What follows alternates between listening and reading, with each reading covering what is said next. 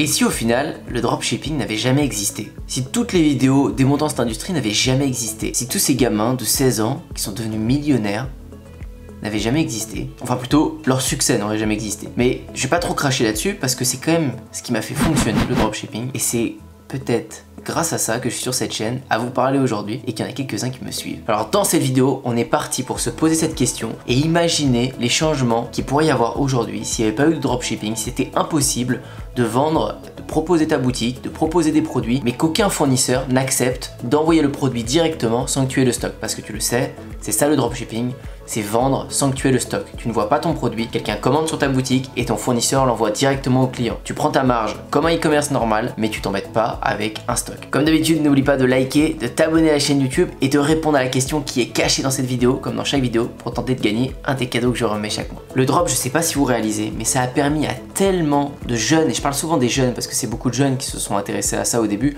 mais aussi des moins jeunes, de cartonner dans cette industrie et de vraiment générer des milliers, des dizaines de milliers, des centaines et des millions d'euros en termes de chiffre d'affaires et de bénéfices. Et si tu regardes des vidéos sur le e-commerce, sur le dropshipping depuis longtemps, ça devient banal. Quand quelqu'un montre des statistiques et te met « je gagne 10 000 euros par jour avec ma boutique, je gagne 50 000 euros par mois avec ma boutique, j'ai fait plus d'1 million », on a l'impression que c'est normal. 1 000 euros de chiffre d'affaires par jour, 10 000 euros de chiffre d'affaires par jour, 100 000 euros de chiffre d'affaires par mois. Pour passer de 0 euros à 1 000 euros par jour en seulement 3 jours. De 0 à plus de 100 000 euros de chiffre d'affaires en une semaine à l'aide uniquement des publicités Facebook. Il y a d'un côté les sceptiques qui vont dire ouais c'est du chiffre mais je sais pas combien de bénéfices ça fait. Moi je le sais, les 3/4 du temps, il y a un vrai chiffre derrière. Ça peut être un bon coup de placement influenceur. Il y a des trucs truqués comme dans toute niche et on en parlera peut-être un peu dans cette vidéo. Des gens qui ont abusé de ça, qui n'ont rien fait du tout mais qui sont juste gavés en vendant leurs services, en vendant des formations mais qu'au final il n'y avait rien derrière, ils n'avaient jamais fait de dropshipping. On en reparlera. Mais pour les 3/4 des gens, les gens qui ont essayé ça, il y a eu d'énormes succès. Que ce soit des bouées gonflables que tu vends l'été, que ce soit des climatiseurs parce qu'il fait trop chaud, que ce soit même des doudounes chauffantes pour l'hiver, des t-shirts et des coques d'iPhone avec la Casa des Papel quand la série elle explosait. Bref, il y a eu des tonnes de produits, il y en a encore aujourd'hui, il y en avait il y a 5 ans, il y en aura dans 5 ans qui cartonnent et qui permettent de générer des millions d'euros en ligne. Et tu me diras, ça existe depuis très très longtemps. Que ce soit dans les années 1900, tout le monde avait besoin de choses. J'en sais rien, j'étais pas né. Enfin si, enfin à la fin quoi, enfin 1996, je m'en souviens pas de ces 4 années. Mais bref, il y avait des besoins, tout le monde avait besoin de choses, que ce soit de la nourriture, que ce soit pour ta voiture, que ce soit pour n'importe quoi, il y avait des besoins. Mais ça se faisait en physique, et après, dans les années 2000, ça s'est digitalisé, mais c'était encore des e-commerce, il y avait beaucoup moins cette manière de faire du dropshipping, je pense. Donc imagine un peu la transition qu'il y a eu, je pense que ça a dû commencer en 2012, 2013 pour les premiers. Le dropshipping quand il est arrivé, ça doit faire 10 ans que c'est vraiment implanté. N'importe quelle personne qui n'a pas forcément beaucoup d'argent, c'est-à-dire des centaines d'euros de côté, peut lancer une boutique en ligne, un business, un vrai e-commerce, comme si tu allais faire une boutique de surf, de ballon de foot, de tennis, de vêtements au coin de ta rue. Tu la fais en ligne, t'as pas le stock, t'as rien à investir, tu peux lancer une publicité et voir si ça prend. Si ça marche, t'es gagnant, t'as déjà ton business qui fonctionne en quelques jours. C'est magique. Bien sûr, dit comme ça paraît simple. Il y a bien plus de complications autour de ce business, mais je veux juste que tu comprennes qu'il y a des tonnes de personnes qui ont fait énormément de sous aujourd'hui avec ça. Tu as de grandes marques qui ont démarré comme ça. Je pense à Gymshark, qui ont démarré en dropshipping il me semble, et aujourd'hui sont une vraie marque qui a été valorisée à plus d'1,4 milliard, je sais plus combien. C'est colossal, c'est énorme. Il y avait déjà un chiffre d'affaires annoncé autour de 300 millions par an. Ils sont sur Shopify et ça a démarré avec un écosystème de dropshipping. J'ai moi-même suivi des boutiques de dropshipping, il y en a plein qui sont connues que vous connaissez peut-être, comme la boutique Loujira. Je l'avais vue, elle vendait des produits avec AliExpress, des épilateurs de points noirs ou je sais pas trop quoi. Aujourd'hui c'est devenu une vraie boutique brandée avec plein de produits, avec son stock, avec son branding sur les produits. Voilà, c'est plus du dropshipping, c'est du e-commerce. Mais le dropshipping a permis cette porte d'entrée. C'est-à-dire que si le dropshipping n'avait pas existé, Loujira, elle n'existe pas. Gymshark, il n'existe pas. Liberty Play, ce site de réplique d'écouteurs Apple, les AirPods, sur tous les placements influenceurs que vous les avez vus, mais il n'existerait pas, c'est du dropshipping. C'est Discount, il n'existerait pas. Ils font plein de produits en dropshipping. Il suffit de regarder cette montre. Alors peut-être qu'ils l'ont en stock, peut-être pas, mais ça m'étonnerait pas qu'il y ait plein de produits en dropshipping. Il y a plein de sites, Wish, etc. Même Amazon, vous avez des produits en dropshipping. Et vous avez plein de fournisseurs, même des artisans, vous savez même pas comment ils travaillent, mais il y a plein de dropshipping à l'intérieur. C'est-à-dire que c'est des arrangements avec le fournisseur envoie directement au client, il n'y a pas de problème. Mais une chose est sûre, si le dropshipping n'avait pas existé, si c'était interdit de faire ça, c'était pas possible, il y aurait moins 1000 ou 2000 ou 3000 chaînes YouTube sur le sujet, dont la mienne, parce que j'ai commencé avec des sujets de dropshipping. Il n'y a rien qu'à voir. Regardez toutes mes premières vidéos, je parlais de dropshipping. le retargeting, combien rapporte le dropshipping, les tonnes de vidéos qui ont été postées sur YouTube. Je pourrais scroller pendant des heures, que ce soit sur le marché américain ou français. Il y a des vidéos YouTube de partout. C'est devenu une mode. C'est devenu vraiment très très connu. Franchement, pour ma part, je sais pas si j'aurais fait du e-commerce, du business en ligne. Parce que c'est vraiment le dropshipping qui m'a attiré au début en regardant des vidéos d'autres personnes. Et puis ce qui m'attirait, c'était le message de tu peux commencer sans trop d'argent parce que t'as pas de stock. Et moi je m'intéressais au marketing de réseau à l'époque, peut-être que j'aurais percé dans le marketing de réseau, peut-être que j'aurais forcé ça, même si ça me plaisait pas trop. Je peux pas vous dire, mais il y a tellement d'opportunités qui auraient pas pu être. J'aurais pas pu avoir mon skatepark, j'aurais pas pu avoir cette marque de surf, il y a plein de choses que j'aurais pas. Même ces bons vieux youtubeurs incréatifs et le roi des rats n'auraient pas pu faire leurs vidéos et flirter sur leur buzz pour critiquer le dropshipping. Non, plus sérieusement, les boutiques et l'écosystème ressembleraient à ça. Ça, c'est la boutique d'Enjoy Phoenix. Enjoy Phoenix, c'est une youtubeuse qui est connue et elle, ça changerait rien pour elle. Ça changerait beaucoup de choses pour nous, mais pour elle, ça changerait rien.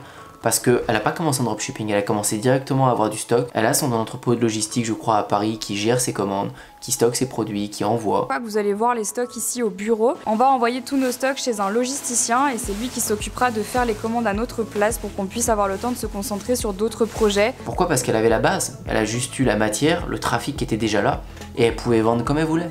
Parce qu'elle dépendait pas de publicité ou autre.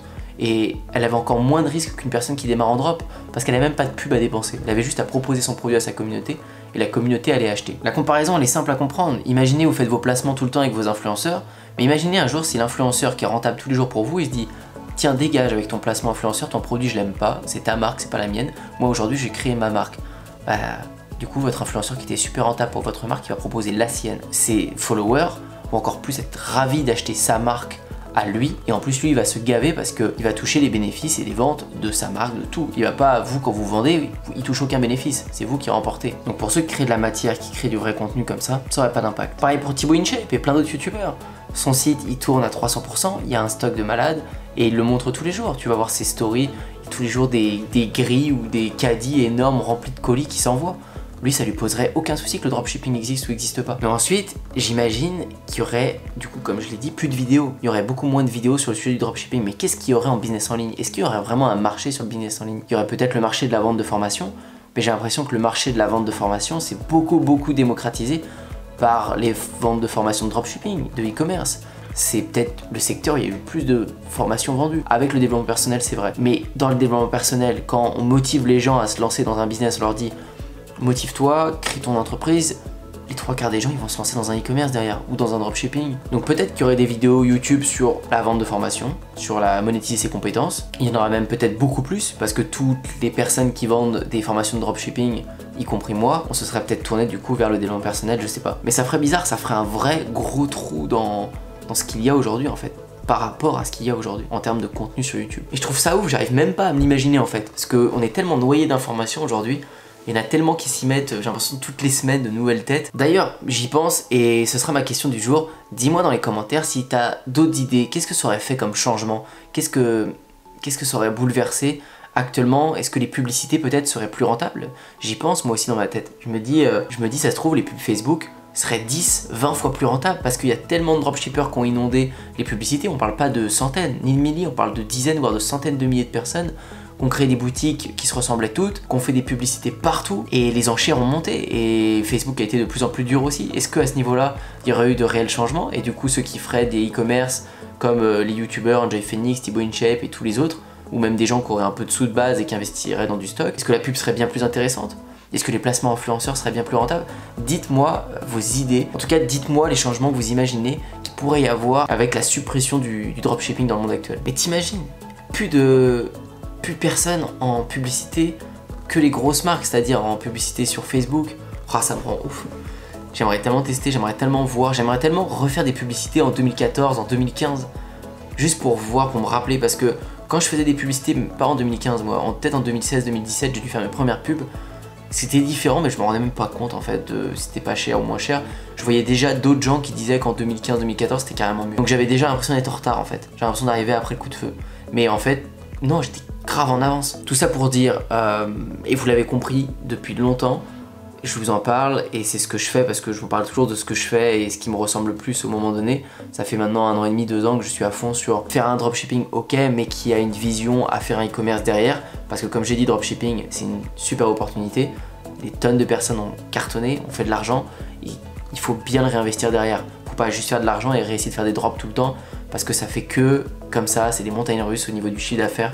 Chaque produit est différent et il faut toujours en retrouver un, c'est chiant. Ce qui est intéressant, c'est de l'investir dans une vraie marque qui va être stable derrière, construire un vrai projet et faire cette communauté. Si je vous parle, je vous rabâche de tous ces youtubeurs, de toutes ces personnes, ces marques qui cartonnent, Gymshark a une communauté, Timon Shape communauté, Enjoy Phoenix communauté. Toutes les plus grosses marques, les business qui fonctionnent ont de la matière, ont quelque chose autour, il y a beaucoup de valeur gratuite. Si ton business est vide, s'il ne dépend d'un site et de publicité, ça ne sert à rien. T'as pas commencé à bosser dessus pour moi. En fait, ton business ne doit pas dépendre d'une stratégie, d'un écosystème. Il y en a qui font beaucoup la stratégie des ambassadeurs par exemple.